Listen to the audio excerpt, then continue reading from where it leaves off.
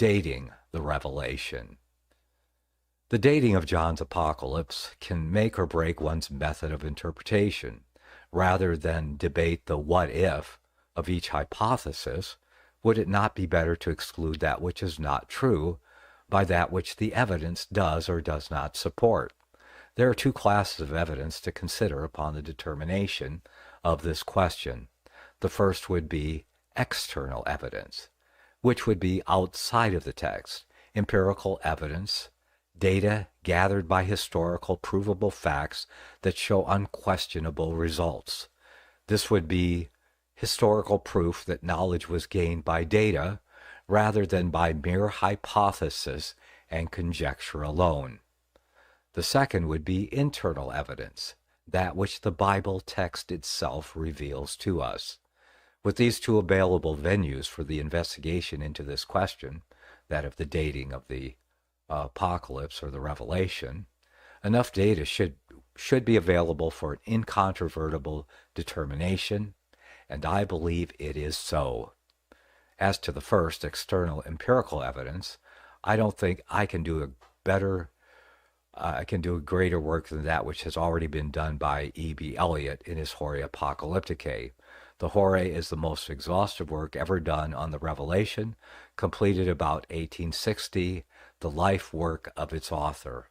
And you can read the Horae Apocalypticae and what E.B. Elliott says about that by going to horaeapocalypticae.wordpress.com, and you can read the opening chapters. He covers the author of the apocalypse and the dating of the apocalypse in much detail.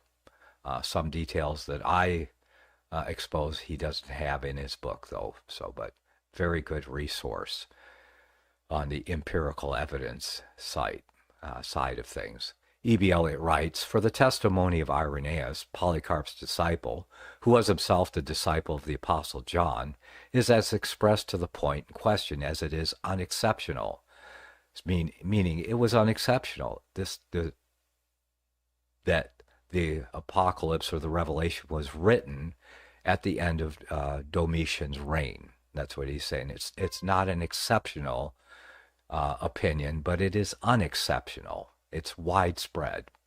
Okay, speaking of the name and number of the beast, the apocalypse, he says that it had been a matter then to be made known. It would have been disclosed by him who saw the apocalypse, for it, the apocalypse, was seen toward the end of the reign of Domitian. This witness absolutely dates the revelation to about 95 A.D., the end of Domitian's reign. In the negative, there is no evidence, and I mean there is absolutely no evidence whatsoever that John was exiled during the reign of Nero, or any time before the 70 A.D. desolation, or 95 A.D. for that matter.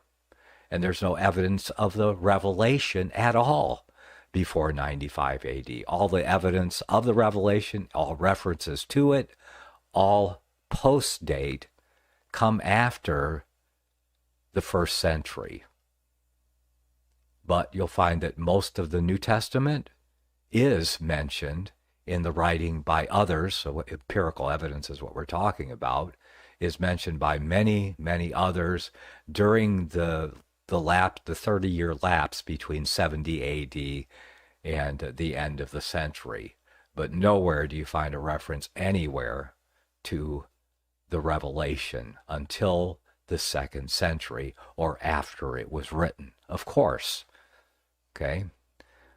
So in my mind, the most important evidence is the internal evidence. In the Revelation, Jesus appears to John and says, "What thou seest, write in a book and send it to the 7 churches which are in Asia." Who are these 7 churches in the last decade of the 1st century? They would be the churches planted by the Hebrew apostles and Jewish converts who were told by Jesus himself to flee Judea before the desolation of the Jewish temple and nation, and their disciples, the grafted in Gentiles which lived in the nations where they fled. By this time, these two groups would have been well intermarried. They were called Christians. They were God's chosen people, the elect. This mixed church of Hebrews and Gentiles in the nations where they fled and took the gospel, these are the people that made up the 95 AD church that Jesus said that he would build. Jesus specifically addresses the revelation to these 7 prominent churches of Asia, outlining the things which are and the things which shall be hereafter. The things which are the 7 churches, to whom Jesus proceeds to dictate 7 epistles outlining their then present condition, 1 to each church.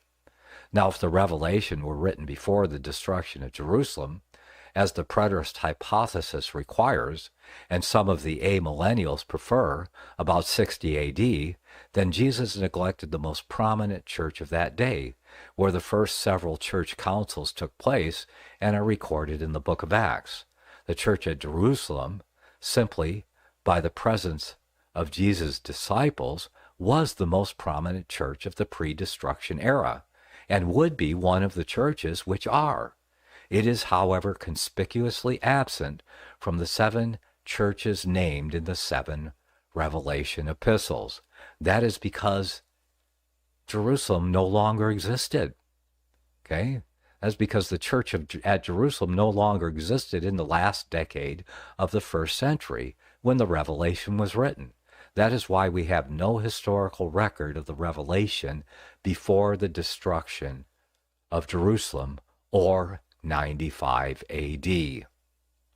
This internal evidence alone precludes the preterist interpretation of the Revelation, that it is of the destruction of Jerusalem.